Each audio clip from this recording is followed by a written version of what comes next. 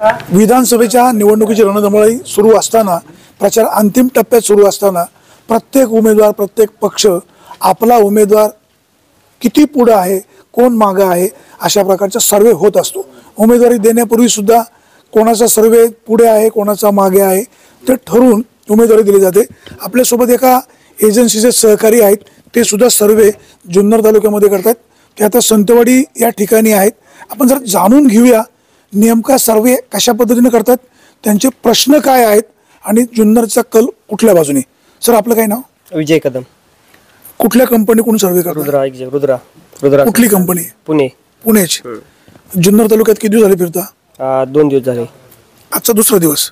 कुठल्या कुठल्या गावांना गेले? नारायणगाव, आलेगाव आणि राजुरी। काय कसा आहे कल?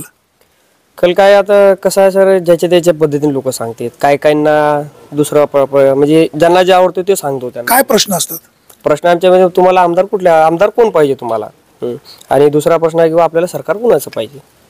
काय लोक काय म्हणतात? लोक आता ज्याचं वैयक्तिक मत काय, पण तुम्ही आता जे 50, 50, 100 लोक, 200 लोक, 500 लोकांना भेटले असतात, जास्त पसंती कोणाला मिळते? नाही, तसं काही नाही सांगू शकत सर आम्ही। आता कसं का, आता तुमची पसंत अलग राहते, यांची पसंत अलग राहते। नाही, आपण जे फिरतो ना, कल पाहतो।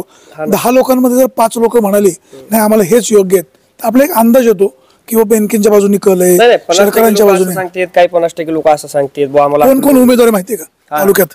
हा ना, कोण कोण आहे? अतुल भाऊ बेनके आहेत, सत्यशील भाऊ शरकर, शरद सोनवणे, आशाताई बुचके हे आहेत। यांचं अजून उमेदवार कोण आहे? हा, अजून उमेदवार नाही, मग तुम्ही प्रश्न विचारताना काय काय विचारता? उमेदवार माहिती आहेत का? पण हा, उमेदवार माहित आहेत। किती उमेदवार तालुक्यामध्ये? हा, देवराम लांडे। जुन्नर तालुक्यामध्ये एकूण 11 उमेदवार आहेत। त्याच्यामध्ये 5 उमेदवार एक तुल्यबळ आहेत। विद्यमान आमदार अतुल बेनके, माजी आमदार शरद सोनवणे, सत्यशील शेरकर, आशाताई बुचके आणि देवराम लांडे। मग एवढे सगळ्यांची तुम्ही नावं घेत असताना मतदारांचा जास्त प्रतिसाद कोणाच्या बाजूने? काही काही गावात कसं आहे, ज्यांचं बाबा काही कामगिरी आहेत म्हणून त्यांचं नाव घेतात। आता कुठल्या गावात काय कामगिरी नसेल त्यांच्या अपोजिट बोलतात लोक। त्याच्यामुळे आता काही काही लोक असं सांगतात, म्हणजे तसं असं प्रत्यक्षी असं नाही सांगत की बाबा आम्हाला हेच आमदार पाहिजे। किती तालुक्यांचा कल सर्वे केला तुम्ही?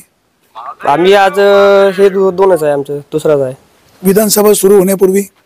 त्याच्या आधी मी तिकडे होतो सर, आपलं याला पुसदमध्ये होतो। मग तुम्हाला आता काय कमिशन बेसिस व का पगार? नाही, पगार भेटेल। किती पगार आहे? आम्हाला काय सर 500 रुपये रोज आहे सर। 500 म्हणजे 15,000 रुपये पगार। हरकत नाही। तुमच्या सर्वेला शुभेच्छा। आपल्या सोबत काही मतदार आहेत, जर आपण मतदारांचा कल घेऊया। आज जरा आपणच सर्वे करूया, बघू काय सर्वे कसा होते। बाबा नमस्कार। नमस्कार। कुठलं गाव? संतवाडी। राज्यामध्ये सरकार कोणाचं पाहिजे? सरकार आता ते राष्ट्रवादीचं पहिल्यापासूनच आहे ना। आता आमदार कोणाला करायचं? आमदार आता शेरकरच होतील। शेरकर विद्यमान आमदारांवर नाराज? नाराज। त्याचं काय कारण? आता त्याच्या पाठीमाग आता आम्ही ते पवार साहेब तिकडे गेलतो ना ओतूरला परवा दिवशी सभेला। लई पब्लिक नाद करायचा नाही, नादार नाही पुरवली एवढी पब्लिक ओतूरला। म्हणजे विकास कामं नको? विकास काम आता पाहिजे म्हणा, नाही असं नाही, पण ते बहुतेक ते शेरकरच येईल असा अंदाज। नाही, शेरकर आलेच पाहिजे। काय आपलं काय कोणाबद्दल दुश्मनी असं काय कारण आहे? शेरकर येऊ, बेनके येऊ, बुचके येऊ, देवराम लांडे येऊ, परंतु पवार साहेबांना बेनके साहेबांनी सोडलं म्हणजे काय नेमकं केलंय? काय आता नेमकं झालंय त्यांना माहिती, आपल्याला काय सांगता येईल? नाही, आपण जे म्हणतो ना निष्ठावंत, त्यांनी पवार साहेबांना या वयात सोडायला नव्हतं पाहिजे, ते गेले कोणासोबत? काय तेच कळत नाही। ते अजित पवारांसोबत गेले तालुक्यासाठी। चुकलं काय बेनकेंचं? काय सांगता नाही आपल्याला। ते पवार साहेबांबद्दल वाईट पण बोलत नाही? नाही, खरं आहे, वाईट बोलायचं कामही नाही ना काही। पवार साहेब एक नंबर जमाना। आता काका पुतण्यांचं पटलं नाही, हा दोष बेनकेंचा आहे का? बेनके असं म्हणतात का शरद पवार वाईट आहे? शरद पवार नाही वाटेल, ते अजित पवारांनीच कुठं केलंय। अजित पवार पुतण्या कोणाचा?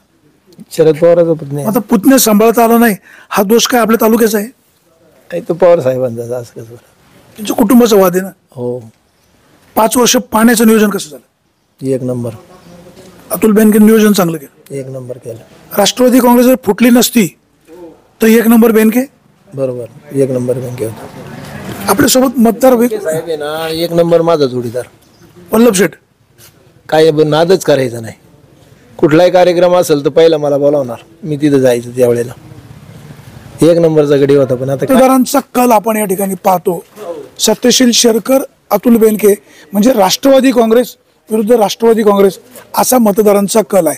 आता हे काही तरुण मंडळ आहेत, आपण जरा तरुणांशी गप्पा मारूया. तरुण आता हसतायत, बघू तर आपण कल, कदाचित त्यांना एखादा विषय हॉट मिळाला का ते खाजगीमध्ये चर्चा वेगळी करतात. एक सहकारी आपल्या सोबत आहेत. भाऊ, हवा कोणाची, आमदार कोण पाहिजे? सत्यशील दादा. सत्यशील दादा. बेनकेंवर नाराज? नाही असं काय नाही. मग काय त्याचं नेमकं कारण काय? म्हणजे सत्यशील शेरकरांबद्दलच्या एवढं असता आणि बेनकेंवर अप्रत्यक्षपणे नाराजी. नाही असं काय नाही. आशाताई उचके, नाही बोलू शकत नाही काय. माऊली खंडाळे, कोणच नाही. शेरकरांना पसंती, काय बोलायचंच नाही. अशा बोलायचं नाहीत. कदाचित भाऊचा मूड वेगळा असेल,